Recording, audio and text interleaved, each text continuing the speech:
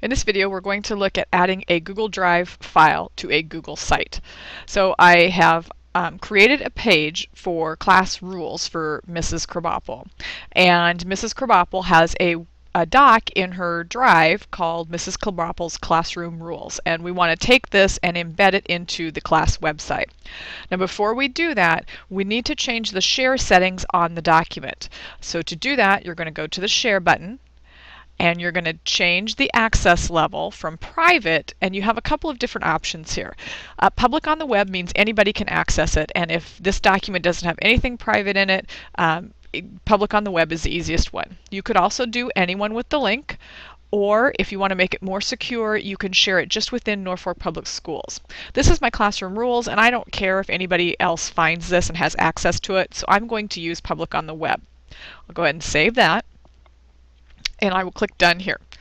Now that has been shared, I can go to my Google site, find the page that I want to put the document on, class rules right here. I'm going to go ahead and edit the page. I'm going to go to the Insert menu, and I'm going to go over to Drive. Now in Drive, I can insert any of these types of documents that I have, or files that I have saved in my Drive. This happens to be a document, so I'm going to go ahead and access my docs. Here's my classroom rules. I'll go ahead and select that. Click Select. You have some options here. You can display a title above it, you can include a border around it, and you can adjust the height and the width. Now if you leave the width empty, it's going to take up the full width of the page. And we're going to leave the height at 600 for right now just to see what it looks like. So we'll go ahead and click Save. Now don't be alarmed if when you do that you just see this gray box. That is what is supposed to happen. In order for you to see the actual document embedded, you're going to have to click the Save button here. And once that saves and reloads, you should then see the rules embedded in the page. And so we left the width, we didn't put anything in the width, so that means the document's going to take up the width of the site, and then we had 600 for the height. And because there's not a whole lot of information on this, 600 is probably fine.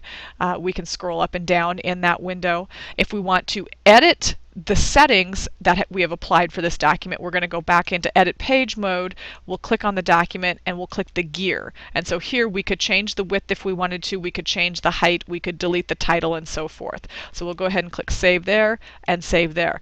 Now the nice thing about embedding any type of Google Doc file, whether it's a document, a spreadsheet, a form, a presentation, if I make a change over here to my rules, so if I want to say spelling tests will be given each Monday, and I change that to Monday, as soon as the document saves, I can go back to my rules, my website, I can refresh this page, and we'll see that the change that I made on the document will be reflected here on the page.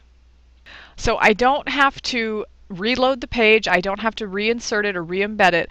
Once I make a change on the document itself, the change will be reflected in any embedded documents that I have on my site.